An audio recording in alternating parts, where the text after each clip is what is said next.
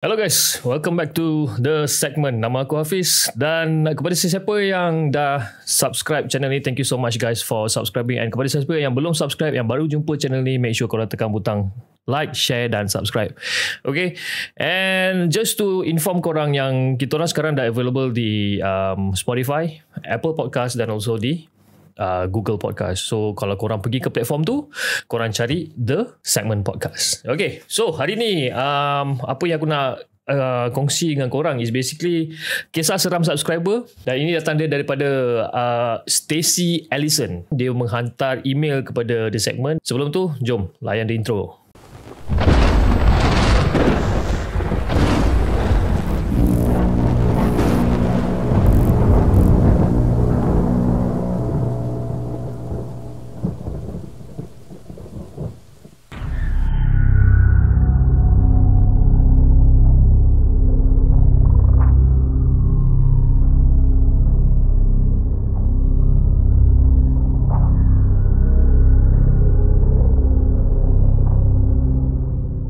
Okay guys, so ceritanya budak ni nama Stacy Ellison. Korang boleh panggil dia Stacy, okay?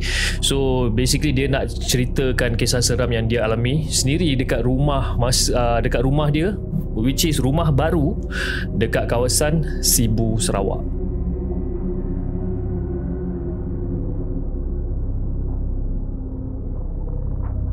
Okay, so rumah tu ada dalam 4 bilik dan 3 bilik mandi. 4 bilik tidur, 3 bilik mandi. Okay, and rumah tu adalah 3 tingkat. Besar lah rumah tu. Okay, so jadi rumah tu memang besar, and Stacy ni dia adalah satu-satunya anak tunggal keluarga tu. Okay, jadi dia akan tidur sendirilah dekat salah satu bilik yang terletak di sebelah bilik tetamu, iaitu di tingkat 3. Kiranya bilik kat tingkat 3 tu kosong lah kan, dia tidur kat bilik sebelah tu.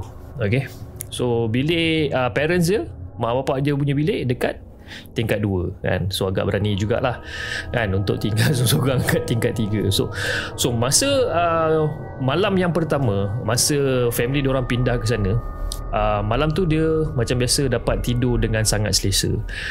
Sampailah hari ke-6 dia dapat tidur dengan selesa. Pada malam yang ke-7, hari yang ke-7, dia dah tak dapat nak tidur lena lagi. Macam ada something wrong somewhere. So masa hari tu, sebelum dia tidur, macam biasa dia punya habit adalah untuk minum susu Dutch Lady lah. Susu segar dia minum sebelum tidur. Itu rutin harian dia. So macam biasa lepas dia dah minum susu dekat dapur dan sebagainya, so dia cuci cawan dan dia pun dah get ready untuk naik tidur. Dalam perjalanan daripada dapur tingkat 1 nak ke tingkat 3 tu, dia terfikir, oh besok hari Sabtu kan, so tak ada masalah kot kalau dia nak tidur lambat kan, sebab jam pun baru pukul 10 lebih. So dia terus macam okay, dia nak tidur lambat malam ni. Dia batalkan niat dia untuk tidur dan dia patah balik ke tingkat 2. So maknanya dia dah jalan daripada tingkat 1 sampai tingkat 3, dan dia patah balik ke tingkat 2, dan dia ketuk pintu parents dia, dan dia minta permission ataupun dia minta kebenaran untuk menonton televisyen dekat tingkat bawah. So parents dia, you know, being the only child, parents dia pun tak ada masalah. Dia macam okay fine, you nak pergi tengok TV, go ahead, no problem. So ruang tamu tu terletak dekat tingkat bawah sekali dan terletak bersebelahan dengan dapur. And dapur dia ni pula, dia adalah open concept punya kitchen. So maknanya memang terbuka lah bahagian dapur tu. Kalau untuk bagi korang gambaran yang lebih tepat, so whenever korang duduk dekat ruang tamu, korang boleh nampak apa-apa yang berlaku atau apa-apa pun yang terjadi dekat bahagian dapur, korang boleh nampak. So nak dijadikan cerita, dia pun duduk dekat bawah dan dia ambil remote television dan dia start buka TV. And dia ni pula dia suka layan K-drama kan. So tengah layan cerita Korea seronok dengan dia punya hero, heroine dia apa semua, tiba-tiba dia terdengar ada orang buka kabinet dapur kan. Jadi dia pun toleh. Yelah, mana dah tahu kok kalau mak dia ke ataupun bapak dia yang turun kan.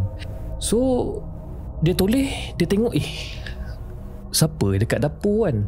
Bukan mak dia, bukan bapak dia, tapi dia nampak someone dekat dapur. Dia macam 50-50 perasaan dia, and dia nampak seolah-olah macam satu figure bertubuh warna hitam, rambut panjang guys. Tapi dia tak nampak muka sebab muka tu menghadap ke kabinet kan. So dia nampak dari sini, so muka tu menghadap ke kabinet, dia tak nampak. So dia pun macam agak terkedu juga macam yelah itu bukan mak dia, sebab dia tahu mak dia macam mana, dia tahu bapak dia macam mana. Apa yang dia buat? Dia buat satu tindakan yang sangat drastik guys. Tindakan sangat drastik maknanya dia bangun daripada sofa dia tu, dia pergi ke arah dapur untuk menghampiri benda entiti tersebut. Dan bila dia nak sampai dekat bahagian dapur tu, tiba-tiba entiti tu pusing kepala dia ke arah muka dia. Dia pusing. Tengok macam tu kan. Muka menyeramkan guys, menakutkan dan menyeramkan. Basically muka dia berdarah-darah and mata dia putih semua. Dan dia menjerit sekuat hati memanggil mak dengan bapak dia. Dan keadaan dia, lutut dia sangat lemah, dia terbaring dekat lantai guys. Tapi dia masih sedar. Dia masih sedar. Bila parents dia dengar dia ni jerit, diorang pun turun daripada tingkat 2 ke bahagian dapur dan tanya, kenapa awak ni kan, kenapa je ni terjerit-jerit, apa dah jadi, buat kami risau ya, kata. Lepas tu dia pun jawab, sorry papa, ada hantu, kata, sambil menuding jari ke arah kabinet dapur. So bapak dia ni macam tengok balik dekat bahagian dapur, tak ada apa-apa pun dekat sini. Dia kata jangan main-main, dia kata kan. Dia tak tahu nak cakap macam mana guys kan, sebab benda tu dah tak ada. Jadi parents dia mungkin tak percaya. Tapi yelah, aku sebagai parents ataupun aku sebagai bapa kan, kalau kena dekat anak aku, siapa yang tak risau guys kan. Obviously kita risau kan keselamatan anak kita. Bapak dia pun cakap, dah jangan tengok TV lagi, jom kita naik atas pergi tidur. Stacy ni adalah budak yang berumur 12 tahun. Dalam hati dia, dia menyalahkan benda tu lah, sebab dia tengah nak layan K-drama dia kan, tiba-tiba kena kacau. Langsung malam tu dia tak boleh nak layan dia punya movie kan. So dia tak nak lawan cakap parents dia, so dia pun okay naik.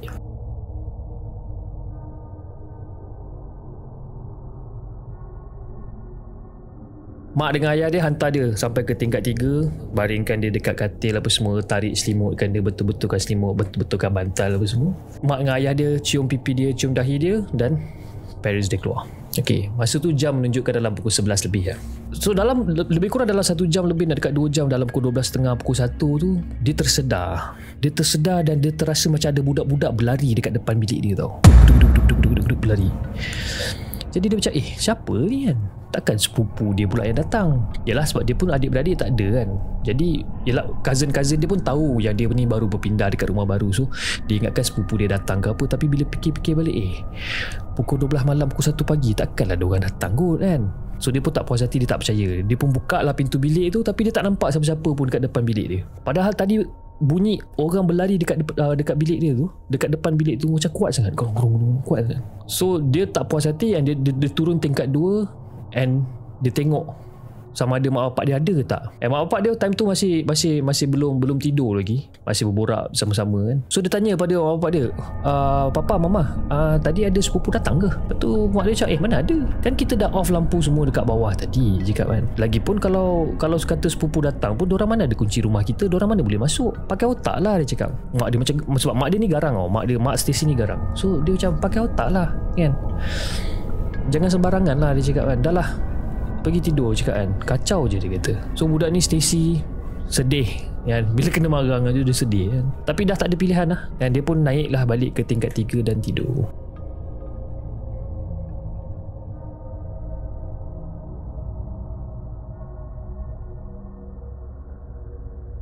So nak dijadikan cerita, pada malam yang sama, pada malam yang ke-7 tu juga, dalam pukul 3 pagi macam tu, dia tersedar lagi sekali guys. Dia tersedar lagi sekali, dan pintu balkoni dalam bilik dia agak besar dekat tingkat 3 tu, dan dia ada balkoni dia sendiri. Okay, pintu sliding balkoni tu terbuka dengan sendiri. Dan masa tu dia dekat dalam selimut. Jadi biasalah kita tarik selimut So bila dia dengar benda terbuka dengan sendiri, dia buka mata dan dia tengok lah. Dalam keadaan yang sama-sama ni, dia tengok. And dia sangat takut dan terkejut bila dia nampak ada seorang lelaki muda, muka yang menyeramkan, and muka dia sama macam muka perempuan yang dia jumpa dekat dapur, berdarah-darah, mata putih dan sebagainya. Tapi kelainan dia dekat sini adalah lelaki tersebut melekat dekat dinding macam cicak guys. Melekat dekat dinding. Macam melekat dekat dinding macam tu. Wah, bulu rumah gua naik sudah. Dan Stacy, dia adalah seorang Kristian. Dia duduk di tepi katil dan start berdoa. Bergetar-getar dia berdoa, menggigil-gigil dia berdoa, dan dia pasang lagu they call it lagu-lagu rohani, ataupun orang-orang Kristian ni dia ada lagu-lagu dia kan. Dia pasang benda tu and untuk tidur. Macam kita orang Islam, kita pasang ayat Quran dan sebagainya untuk kita tidur lena dan sebagainya. Okay, dia ada lagu-lagu dia yang tersendiri. Okay, dan Stacy time tu dia rasa macam bersyukur sangat sebab dia dah tak ada kena gangguan lagi selepas tu. And sampailah ke pagi. So dia pun turun ke bawah. Pagi tu dia turun ke bawah dan dia nampak dekat dapur mak dia tengah sediakan sarapan, which is roti bakar, telur separuh masak, macam biasa lah kan, favourite makanan dia orang pagi-pagi. So dia pun cerita balik semula apa yang jadi dengan dia malam tadi tu lah, malam tersebut. Masa tu bapak dia tak ada, bapak dia pergi supermarket tak silap, pergi beli barang. Mak dia ni pula jenis macam nak percaya tak nak percaya. Budak umur 12 tahun bila cerita benda-benda macam ni, even aku as a parents pun kadang-kadang kita fikir macam ini mungkin imajinasi dorang, mainan minda dorang kan. So mak dia pun cakap senang je, kalau kena kacau apa semua, kita ambil holy water, kita renjis holy water di seluruh rumah kan. Mak dia macam malas nak layan. Ambil holy water, kita renjis seluruh rumah. So dia pun macam okey mak kan, kita buat macam tu. So selepas pada tu, dia cuba untuk tidur lagi sendiri lagi sekali pada malam yang berikutnya lah. So far dia tak pernah kena kacau, tak ada lagi benda yang mengganggu dia. Tapi Stacy tak berhenti di situ saja guys. Dia buat research dia sendiri tentang sejarah rumah tersebut. Sebab ada dua benda yang dia nampak, satu perempuan di dapur dan satu budak lelaki di bilik. So dia pun buat dia punya research.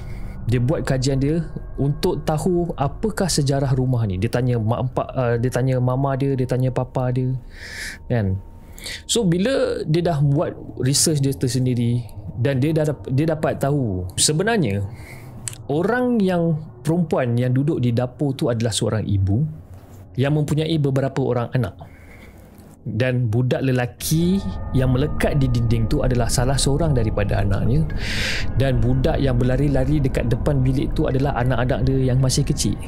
Tapi nak dijadikan cerita, itu adalah sejarah rumah tu whereby family tersebut membunuh diri.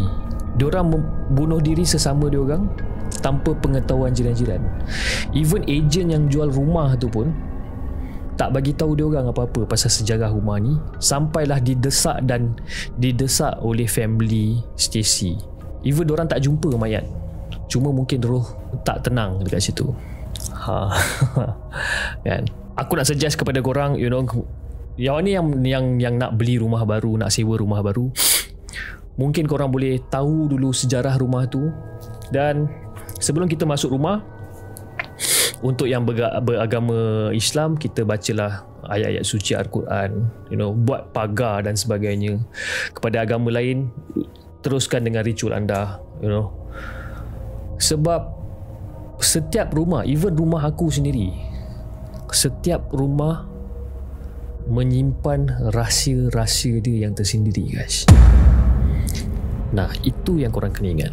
So korang make sure bila korang beli rumah, tanya ejen habis-habis sejarah rumah tu, kenapa dibiarkan kosong, kenapa kosong lama sangat, kenapa harga dia murah sangat.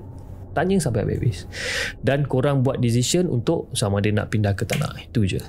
Alright, aku harap korang suka, enjoy dengan kisah seram kali ni. Okay, all this while kita buat kisah pasal universiti, tapi hari ni kita switch sikit, kita buat kisah seram subscriber. Okay, jangan lupa like, share dan subscribe the segment, dan insyaAllah kita akan jumpa lagi on the next coming episode.